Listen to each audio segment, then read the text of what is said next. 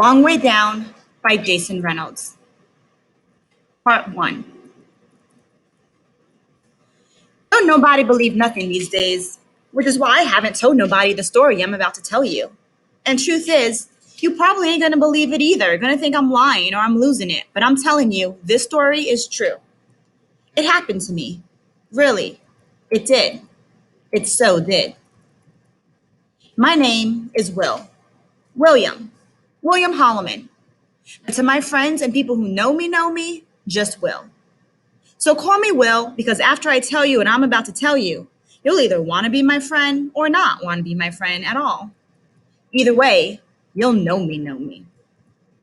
I'm only William to my mother and my brother Sean, whenever he was trying to be funny. Now I'm wishing I would have laughed more at his dumb jokes, because the day before yesterday, Sean was shot and killed. I don't know you, don't know your last name, if you got brothers or sisters or mothers or fathers or cousins that be like brothers and sisters or aunties or uncles that be like mothers and fathers.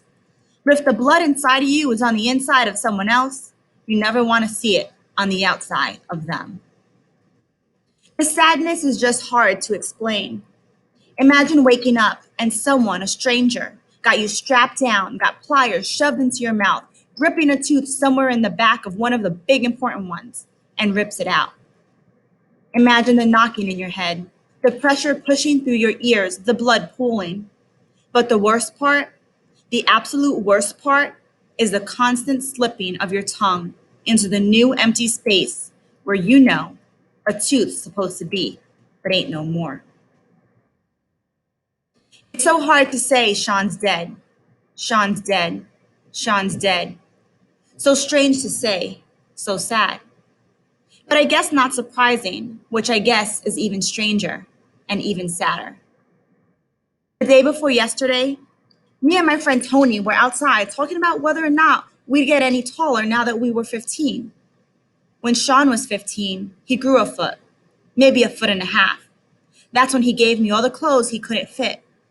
Tony kept saying he hoped he grew because even though he was the best ball player around here, our age, he was also the shortest. And everybody knows you can't go all the way when you're that small unless you can really jump, like fly. And then there were shots. Everybody ran, ducked, hid, tucked themselves tight, did what we've all been trained to do, pressed our lips to the pavement and prayed the boom followed by the buzz of a bullet ain't meet us. After the shots, me and Tony waited like we always do for the rumble to stop before picking our heads up and poking our heads out to count the bodies. This time, there was only one, Sean. I've never been in an earthquake. Don't know if this was even close to how they are, but the ground definitely felt like it opened up and ate me. Things that always happen whenever someone is killed around here. Number one, screaming. Not everybody screams, usually just moms, girlfriends, daughters. In this case, it was Letitia, Sean's girlfriend, on her knees, kissing his forehead, between shrieks. I think she hoped her voice would somehow keep him alive, would clot the blood. But I think she knew, deep down, in the deepest part of her downness, she was kissing him goodbye. And my mom, moaning low, not my baby, why? Hanging over my brother's body like a dimmed light post. Number two, sirens. Lots and lots of sirens, howling, cutting through the sounds of the city, except the screams. The screams are always heard over everything, even the sirens. Number three, questions. Cops flash lights in our faces and we all turn to stone. Did anybody see anything? A young officer asked. He looked honest, like he ain't never done this before. You can always tell a newbie. They always ask questions like they really expect answers. Did anybody see anyone? I ain't seen nothing. Marcus Andrews, the neighborhood know-it-all, said. Even he knew better than to know anything. In case you ain't know, gunshots make everybody deaf and blind, especially when they make somebody dead. Best to become invisible in times like these. Everybody knows that. Even Tony flew away. I'm not sure if the cops asked me questions. Maybe, maybe not. Couldn't hear nothing. Ears filled up with heartbeats like my head was being held underwater, like I was holding my breath. Maybe I was. Maybe I was hoping I could give some back to Sean, or maybe, somehow, join him. When bad things happen, we can usually look up and see the moon, big and bright, shining over us. That always made me feel better. Like there's something up there beaming down on us in this dark. But the day before yesterday, when Sean died, the moon was off. Somebody told me once a month the moon blacks out and becomes new, and the next night be back to normal. I'll tell you one thing, the moon is lucky it's not down here, where nothing is ever new. I stood there, mouth clenched tight enough to grind my teeth down to dust, and looked at Sean, lying there like a piece of furniture left outside, like a stained up couch draped in a gold chain. Them fuckers ain't even snatch it. Random thought. Blood soaking into a t-shirt, blue jeans and boots. Looks a lot like chocolate syrup when the glow from the streetlights hit it. But I know ain't nothing sweet about blood. I know it ain't like chocolate syrup at all. In his hand, a corner store plastic bag, white with red letters. Thank you, thank you, thank you, thank you, thank you, thank you, thank you. Have a nice day. In that bag, special soap for my mother's eczema. I've seen her scratch until it bleeds, pick at the pus, bubbles, and flaky scales, curse the invisible thing trying to eat her. Maybe there's something invisible trying to eat all of us, as if we are beef. Beef gets passed down like name brand t-shirts around here, always too big, never ironed out. Gets inherited like a trunk of fool's gold or a treasure map leading to nowhere. Came knocking on my brother's life, kicked the damn door down, and took everything except his gold chain. Then the yellow tape that says do not cross gets put up, and there's nothing left to do but go home. That tape lets people know that this is a murder scene, as if we ain't already know that. The crowd backs its way into buildings and down blocks until nothing is left but the tape. Sean was zipped into a bag and rolled away. His blood added to the pavement galaxy of bubblegum stars. The tape framed it like it was art, and the next day, kids would play mummy with it. Back on the eighth floor, I locked myself in my room and put a pillow over my head to muffle the sound of my mom's mourning. She sat in the kitchen, sobbing into her palms, while she peeled away only to lift glass to mouth. With each sip came a brief silence, and with each brief silence, I snuck in a breath. I felt like crying, which felt like another person trapped behind my face, tiny fists punching the back of my eyes, feet kicking, my throat at the spot where the swallow starts. Stay put, I whispered to him. Stay strong, I whispered to me, because crying is against the rules. The rules. Number one, crying. Don't. No matter what. Don't. Number two, snitching. Don't. No matter what. Don't. Number three, revenge. If someone you love gets killed, find the person who killed them and kill them. The invention of the rules ain't come from my brother, his friends, my dad, my uncle, the guys outside, the hustlers and shooters, and definitely not from me. Another thing about the rules, they weren't meant to be broken.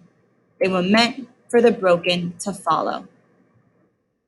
Her bedroom, a square yellowy paint, two beds, one to the left of the door, one to the right, two dressers, one in front of the bed to the left of the door, one in front of the bed to the right. In the middle, a small TV. Sean's side was the left, perfect, almost. Mine, the right, pigsty, mostly. Sean's wall had a poster of Tupac, a poster of Biggie. My wall had an anagram I wrote in messed up scribble with a pencil in case mom made me erase it. Scare equals cares. Anagram is when you take a word and rearrange the letters to make another word. And sometimes the words are still somehow connected. Example, canoe equals ocean. Same letters, different words, somehow still make sense together, like brothers. The middle drawer was the only thing ever out of place on Sean's side of the room, like a random jagged tooth in a perfect mouth, jammed tight between the top drawer of shirts, folded into neat rectangles stacked like project floors, and the bottom drawer of socks and underwear. Off track, stuck, forced in at an angle. Seemed like the middle drawer was jacked up on purpose to keep me and Mom out, and Sean's gun in. I won't pretend that Sean was the kind of guy who was home by curfew. The kind of guy who called and checked in about where he was, who he was with, and what he was doing. He wasn't. Not after 18, which was when our mother took her hands off of him, pressed them together, and began to pray that he wouldn't go to jail, that he wouldn't get Letitia pregnant, that he wouldn't die. My mother used to say, I know you're young, gotta get it out, but just remember, when you're walking in the nighttime, make sure the nighttime ain't walking into you. But Sean probably had his headphones in, Tupac or Biggie. So usually, I ended up going to bed at night curled up on my side of the room, eventually falling asleep staring at the half empty bottles of cologne on top of Sean's dresser and the jacked up middle drawer, alone. But I never touched nothing because it's no fun hiding from headlocks half the night, which is why I never touched nothing of his no more. It used to be different. When I was 12 and he was 16, we would talk trash till one of us passed out. He would tell me about girls, and I would tell him about pretend girls who he pretended were real too, just to make me feel good. We would tell me stories about how the best rappers, excuse me, he would tell me stories about how the best rappers ever were Biggie and Tupac. But I always wondered if that was just because they were dead. People always love people more when they're dead. And when I was 13, Sean welcomed me into teenage life with a spritz of his almost grown cologne. Said my girlfriend, my first girlfriend, would like it. But she hated it. So I broke up with her because to me, her nose was funny acting. Sean thought that was stupid and funny, but worthy of joking me, calling me William, worthy of a headlock that felt like a hug. Now the cologne will never drop lower in the bottles. And I'll never go to sleep again believing that touching them or anything of his will lead to an arm around my neck. But it feels like an arm around my neck, wrenching. Just thinking about how I'll never go to sleep again, believing him or believing he will eventually come home, because he won't. And now I guess I should love him more, like he's my favorite, which is hard to do because he was my only brother and already my favorite.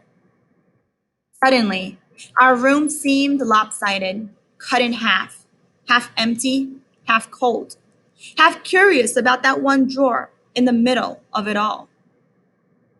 The middle drawer called to me, its awkward off-centeredness, a sign that a sign that what was in it could and should be used to set things straight.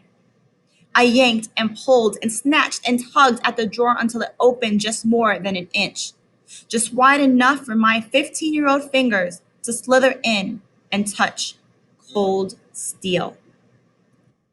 Nickname, a cannon, a strap, a piece, a biscuit, a burner, a heater, a chopper, a gat, a hammer, a tool for rule number 3.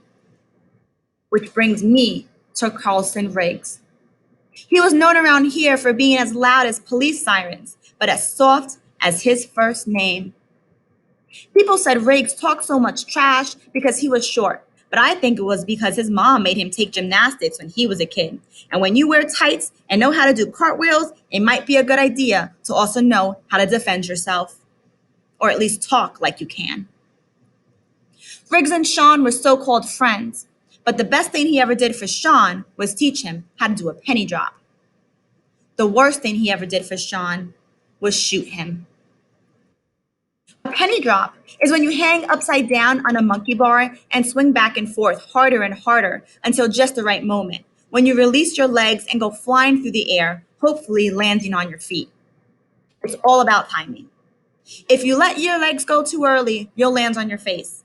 If you let your legs too late, you'll land flat on your back. So you have to time it perfectly to get it right. Sean taught me how to time it perfectly. If you could do a penny drop or a backflip, no cartwheels, you were the king.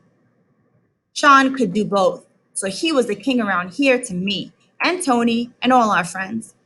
But he made sure I was the prince, in case you ain't know. Reasons I thought knew Riggs killed Sean.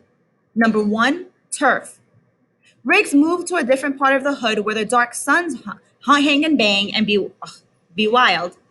He wanted to join so he wouldn't be looked at like all bark no more, and instead could have a backbone built for him by the bite of his block boys who wait for anyone to cross the line into their territory, which happens to be 9 blocks from our building, in the same neighborhood as a corner store that sells that special soap my mother sent Sean out to get for her the day before yesterday. Number 1.1, survival tactics, made plain. Get down with somebody or get beat down by somebody. Number two, crime shows. I grew up watching crime shows with my mother. Always knew who the killer was way before the cops. It's like a gift. Anagrams and solving murder cases. Number three, had to be. I had never held a gun, never even touched one. Heavier than I expected, like holding a newborn, except I knew the cry would be much, much, much, much louder. A noise from the hallway. My mother, stumbling to the bathroom, her sobs leading the way. I quickly slapped the switch on the wall, dropping the room into darkness, dropping myself into bed, pushing the pistol under my pillow like a lost tooth. Sleep ran from me for what seemed like forever, hid from me like he used to hide from Sean before finally peeking out from behind pain. I woke up in the morning and tried to remember if I dreamed about anything. I don't think I did. So I pretended that I dreamed about Sean. It made me feel better about going to sleep the night he was murdered. But I also felt guilty for waking up, for breathing in, for stretching, yawning, and reaching under the pillow. I wrapped my fingers around the grip, placing them over Sean's prints like little brother holding big brother's hand again, walking me to the store, teaching me how to do a penny drop. If you let go too early, you'll land on your face. If you let go too late, you'll land on your back. To land on your feet, you gotta time it just right. In the bathroom, in the mirror, my face sagged like sadness was trying to pull the skin off. Zombie. I had slept in my clothes, the stench of death and sweat trapped in the cotton like fish grease. I looked and felt like shit. And so what? I stuck the cannon in the waistband in the back of my jeans, the handle sticking out like a steel tail. I covered it with my too big t-shirt, the name brand hand-me-down from Sean. The plan was to wait for Riggs in front of his building. Me and Sean were always over his house before Riggs joined the gang. And since then, Sean had been up that way a bunch of times to get Mom's special soap. I figured it would be safest if I went in the morning. If I timed it right, none of his crew would be out yet. No one would ever suspect me. I'd hit his buzzer, get him to come down and open the door. Then I'd pull my shirt over my mouth and nose and do it. In the kitchen, the sun burst through the window, bathing my mother, who slept slumped at the table, her head resting in the nest of her red swollen arms. She had probably been scratching all night, maybe trying to scratch the guilt away. I wanted to wake her and tell her that it wasn't her fault, but I didn't. Instead, with the pistol heavy on my back, I stepped lightly over the creaky parts of the floor, trying not to wake her and lie about where I was going and break her heart even more. The yellow light that lined the hallway buzzed like the lightning bugs me and Sean used to catch when we were kids. We scooped them into washed out mail jars, 4 or 5 at a time. Sean would twist the lid tight, and the two of us would sit on a bench and watch them fly around, bumping into each other, trapped until one by one their lights went out. At the elevator, back already sore, uncomfortable, gun strapped like a brick rubbing my skin raw with each step. Seemed like time stood still as I reached out and pushed the button. White light surrounded the black arrow. Down, down, down, down, down, down, down, down.